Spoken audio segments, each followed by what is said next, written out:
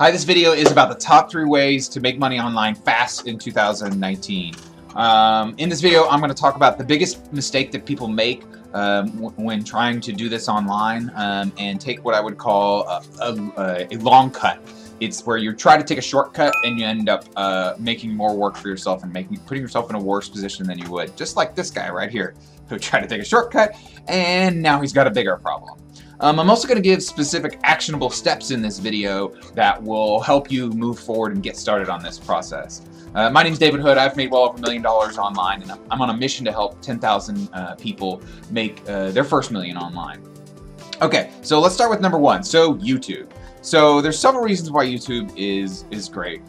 First of all, a lot of people don't know that YouTube is actually the second biggest search engine in the world. They are bigger than Bing and Yahoo combined.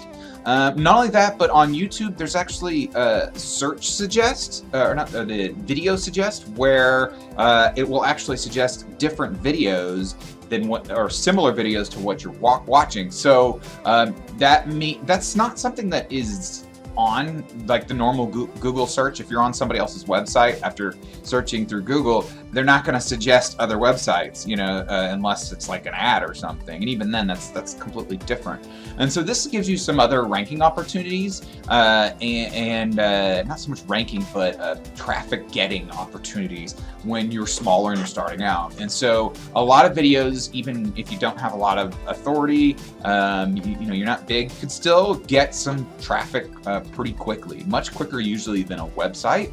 Not that you don't want a website, but YouTube is a great place to go. There's less competition in YouTube versus Google because less people are comfortable or knowledgeable and able to make videos. You can shoot videos with your smartphone. It's very easy to make videos. I'm shooting this on a webcam, and it was like $20 off of Amazon, and it shoots in HD. This is not complicated to do, and I'm using Camtasia, which you can get a free trial for. So, this is it's not hard to make videos, and really you can pop out a lot of videos, and it doesn't have to be perfect. That's what's great about YouTube. You're not expected to have like perfectly polished videos. I say a lot, but at the same time, you do have to have something of value of content. I think I do provide a lot of value, unique value in the videos. Google owns YouTube, so YouTube videos actually rank in Google. It's also the most engaging form of content. I get this nice picture that I think explains what I mean by that, which is that anytime someone can click and be entertained and informed, it's sort of like the path of least resistance. But also our eyes are drawn to moving, shiny objects. So, for example, like when you're in a restaurant, I'm in a restaurant and I'm with my family, and there's a screen that's behind my wife, and it's got something on it that I'm not interested in at all. I still can't help but look up at it. Okay, and that's one of the reasons why YouTube is great. Just part of our brains are trained to see movement, and even shiny movement, even more so. Okay, so this is something that's kind of hard to get away from. And so long term, this is not going to go away, and I think it's just going to get stronger. Not only that, but when you do end up making a website, if you don't make a website right away, this can be your content. You just basically embed your YouTube videos on there, and you don't need a whole lot more for it to be considered engaging content. All right, number 2. Do long tail keyword research. I'm going to show a little bit of an example of this in here, but if you don't know what this means, a long tail is essentially like something really specific. So it's not how to make money online. It would be like how to make money online as an 18-year-old in 2019. That would be an example of a long tail keyword. Okay, and most people, they'll focus on maybe this part right here, the vast majority of people. And so as a result, like this stuff right here, 70% of the searches, this is, roughly 70% of the total search volume is ignored by a lot of people, by most people. And even the ones that aren't ignored by some people, you can still target them and rank for them much easier. And what's really great about this strategy is when you do it right, eventually it does actually help you rank for the big ones. Okay, so this is a really legitimate strategy that I think you really want to be able to target. So let me actually go into, there's a tool that I use, and I'll put a link to it below. It's called Longtail Pro. Okay, And this is something that is really helpful. It's not perfect for sure, but it's pretty helpful in getting in finding long tail keywords and giving you some ideas on the level of competition. So there's a good way to go about this. Let's say you really have to have a niche, a specific niche picked out. Let's go to Amazon, and we'll actually go to, come on, Amazon. Let's go to like, let's just go to sports and outdoors, just for example, and we'll pick cycling. All right, now I don't know if this is gonna work out really well, but maybe we'll go here and maybe we'll put in like mountain bikes. All right, so we'll do mountain bikes, road bikes, that's something, BMX bikes. All right, so now what we're gonna do is we're just gonna click retrieve, and it's gonna go out and find some things. While it's doing that, maybe we'll see if we can find, you know what's a good roofed bike, rooftop racks, bicycle, car rack. I know this niche to a certain degree, so that I can work with this a little bit. It's not really something that I would normally target right away. Oh, child trailer. That's a good one. Bicycle child trailer. All right, so this should be enough to give us an example. Okay, so what's going on here? There's several things here. This is a really good tool. It's not perfect. This is probably kind of their main, claim to why this is useful. I wouldn't put a ton of stock in this being exact. So this is like, how competitive is this on scale from 0 to 100? And when you get under 30, it's supposed to be low competition. It's definitely not 100% accurate. And this is how many people are searching it per month. So maybe what you can do here is click on it a couple times, and it should sort it by least competitive. Okay, so best bicycle trailer. Okay, so 140 per month. And I could go here and I can filter it for volume at a certain level. So let's make sure it's getting at least like 37 searches per month. Okay, it's doing something weird here. Oh, keywords containing greater than 37. Okay, so, and I don't know if this is a good niche to go into. Okay, so best BMX bikes. All right, so that's actually gets searched 2,900 times a month. Let's check this out. Right click, open a new tab.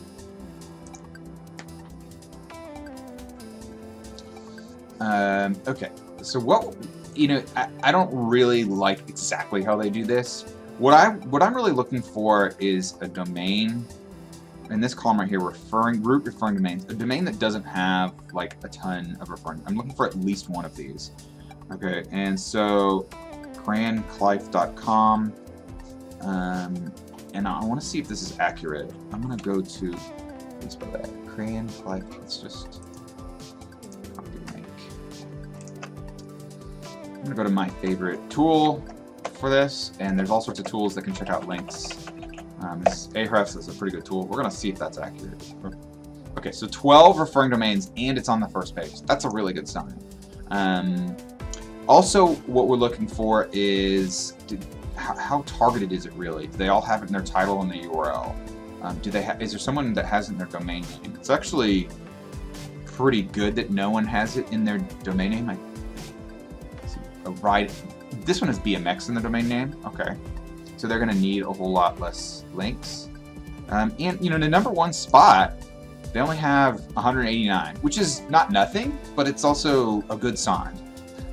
If all of these are like, sometimes you'll do a search and all of them will be, let's say, like Amazon and Walmart and big companies, big websites. If the first page is filled with that, that's generally not a good sign. Okay, and so if you have several that are, let's say, under 1,000, then well under 1,000, especially at number one, then that's a really good sign. So this actually could be a good keyword to target. Okay, you'd want to look at it a little deeper, but I'm giving you a pretty good guide. Let's check one more. I don't want to spend the whole video looking at these. I like best bicycle trick. It's kind of the same thing. Let's actually go here. Look at this real quick. 222, 269. This one looks a little bit more competitive. Let's see if anybody has it in their domain name. So nobody in their domain name. So you know, there might be some opportunity for that as well. Oops. So just something to keep in mind. Okay, so you could play with this, and they have training that'll help you go a little bit further. But I'm gonna go ahead and move on. And so what you want to do? Let's say we picked the best BMX bikes. Okay. Now, and what's an exact match domain would be to get like best BMX bikes.com. Okay, this is probably not available, but if you get it, I still don't recommend you necessarily get this, but because the reason people do this is because domain name matters a whole lot. What I prefer to do is to have maybe something like BMX bike dude.com. So put some sort of branding in there. First of all, this is going to be much more likely to be available, and second of all, it's going to be able to make your traffic much more valuable, because it's going to seems kind of spammy. And while this might have a little bit more rough time ranking, there's probably tons of things related to BMX bikes that we could go back in there and find all sorts of stuff directly related to BMX bikes. Okay, so we could even go just to BMX bikes. All right, and so what we're actually going to do here is we're going to click this out. And we're going to do BMX. All right, so we can look at all the different things, and this time we're going to actually sort by volume, and there's all sorts of different BMX bike searches. So you could have a site all about BMX bikes, okay? And I do recommend you pick something you have some sort of interest in. It is going to make it easier to make content. You're going to be able to stick with it longer, because while it might happen really quickly, depending on the choices you make, it might take, you know, it's something that you're going to want to build over time, and I'm more on that in a minute. And there's some title and URL implications here. So the biggest factor from an on-page standpoint for ranking is going to be your domain name. Basically tied for second is going to be the titles and URLs of your pages. So let's go to an example here. So let's go.